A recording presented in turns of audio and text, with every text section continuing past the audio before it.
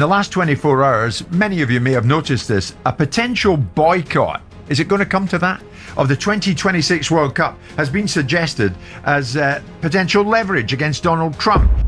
The 2026 FIFA World Cup is just months away, but instead of excitement, anticipation and celebration, the build-up is being dominated by backlash, fear and controversies, primarily due to the political developments happening around. The German politician Jürgen Hart has raised the idea of a potential World Cup boycott in a German newspaper. Calls are growing louder in the United Kingdom for England and Scotland to boycott the 2026 FIFA World Cup that is set to be co-hosted by the United States. We are, of course, looking ahead to the World Cup this summer, or, Mark Ogden, are we looking forward to a World Cup this summer? Paul Hayward in The Observer says a World Cup boycott. The 2026 FIFA World Cup is only months away. And normally this is the point where the hype turns into something unstoppable. Fans counting down. Cities dressing up in flags, sponsors flooding the airwaves. And that familiar feeling that for a few weeks, the whole planet is watching the same thing at the same time. But this time, the buildup doesn't feel clean. Instead of pure excitement, there's a strange undertone running through the conversation. Anxiety, anger, and a growing sense that the tournament is getting pulled into fights it was never supposed to carry on its back in Germany. Politician Jürgen Hart has openly floated the idea of a boycott in the press. In the UK, calls have been getting louder for England and Scotland to consider sitting it out too. That alone would be headline material in any World Cup year. But the bigger issue isn't one politician's opinion or one country's debate. It's the feeling that something has shifted structurally, that the basic promise of a World Cup, come, celebrate, you're welcome here, is starting to sound uncertain for a lot of people. You can see it in the small but telling signals. More than 16,800 people quietly canceled their ticket registrations, not because they fell out of love with football, but because they no longer felt sure about the trip itself. And around the same time, a video spread worldwide showing federal agents fatally shooting a U.S. citizen in Minneapolis, one of the cities scheduled to host matches. Officially, those things aren't linked. In the public mind, they collided like gasoline and a spark. That's the heart of the problem. A World Cup isn't just 90 minutes on a pitch. It's visas, airports, border checks, police presence, hotel lobbies, fan zones, late-night walks back to the metro, and the general feeling of, I'm safe here. When the images flooding your phone show raids, surprise checks, families being separated, and chaotic enforcement, it clashes hard with the idea of a welcoming global festival. Then, the policy side poured fuel on it. President Donald Trump signed an executive order suspending the processing of immigration. Visas for citizens of 75 countries. It was framed as security. But security policies don't stay inside a neat political box. When you're hosting the biggest international sporting event on Earth, the ripple effects hit immediately.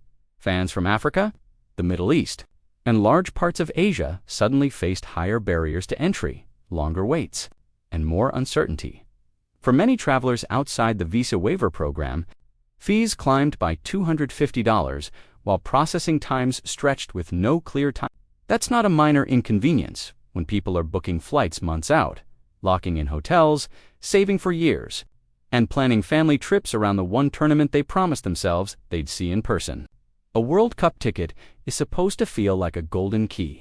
Suddenly, it de-ended while people tried to figure out the paperwork. Social media kept doing what it does, pushing the most intense, most emotional footage to the top of every feed. Immigration enforcement raids, people pulled aside, tense confrontations.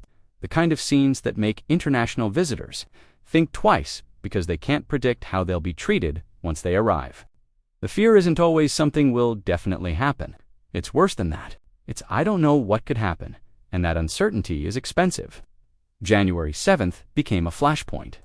The Minneapolis shooting went viral fast, and because Minneapolis is a host city, the symbolism was unavoidable. The mayor, Jacob Frey, publicly told federal immigration enforcement to leave the city and said they weren't welcome. Minnesota's governor, Tim Walz, called what happened predictable and preventable. Inside the U.S., it became another fierce political fight. Outside the U.S., it became a warning sign. That's why moments like the Lebanese diplomat tearing up a World Cup ticket on video landed so hard. It wasn't just one person being dramatic. It was a signal. The tournament had stepped into political territory FIFA usually tries to sidestep. Suddenly, people weren't just debating formations, squads, or stadiums. They were debating dignity, safety, and whether everyone's invited. Still meant what it used to mean.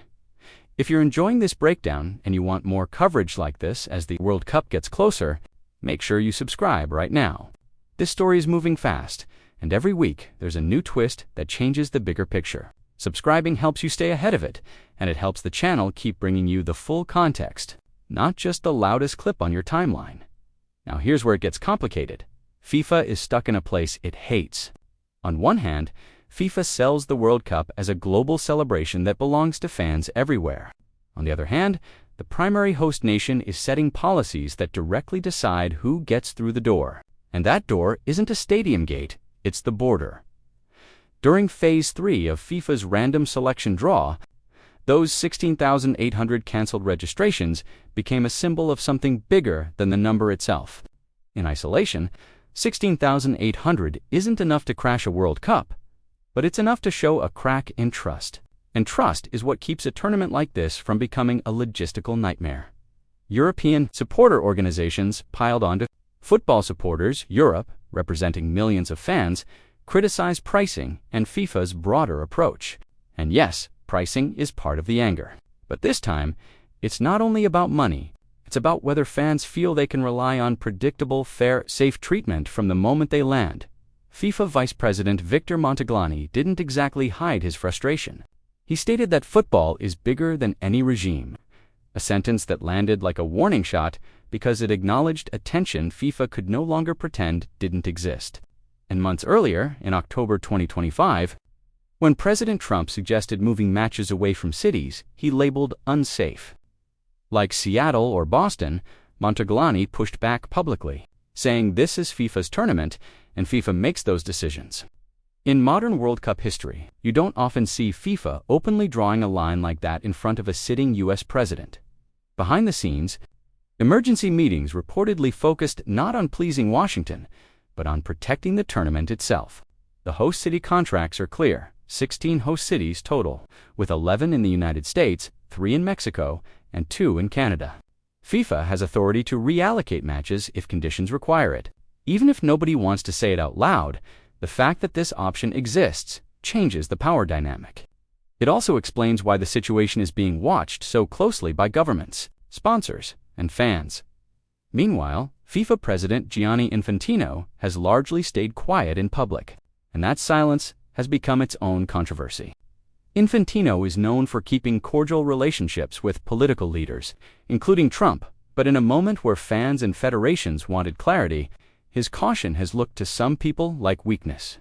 Analysts have argued that the leadership vacuum invites more chaos, because when FIFA doesn't set a clear tone, everyone else fills the space: activists, politicians, pundits, and viral videos.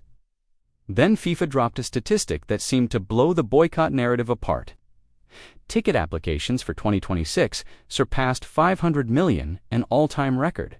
On the surface, it sounds like, what backlash? If 500 million applications are coming in, clearly demand is still insane. And that's true, but it doesn't cancel out the tension. It just reframes it. The issue isn't whether people want the World Cup. People absolutely want it. The issue is how they feel about getting there and what they expect the experience around the matches to be like. Huge demand can coexist with real fear. And fear can turn into last-minute cancellations, travel changes, and reputational damage that doesn't show up in ticket application totals. Pricing has already tested fans' patience. Final match tickets reportedly range from $4,185 to $8,680. In Canada, prices have risen sharply between sales phases. Football supporters Europe called it a generational betrayal. But again, prices alone don't explain why this feels different. Prices anger people. Unpredictability scares them. And scared people don't just complain, they back out. Hotels added another layer. Across host cities in the US, Canada, and Mexico, hotel rates have surged compared to the same period, with some cities seeing eye-watering spikes. Vancouver saw listings around $1,700 per night in some cases. Mexico recorded especially fast growth, and Canada rose sharply too. While the U.S. average increase appeared lower than some expected, what that suggests is important. The demand isn't neatly shifting away from the U.S. toward Canada or Mexico.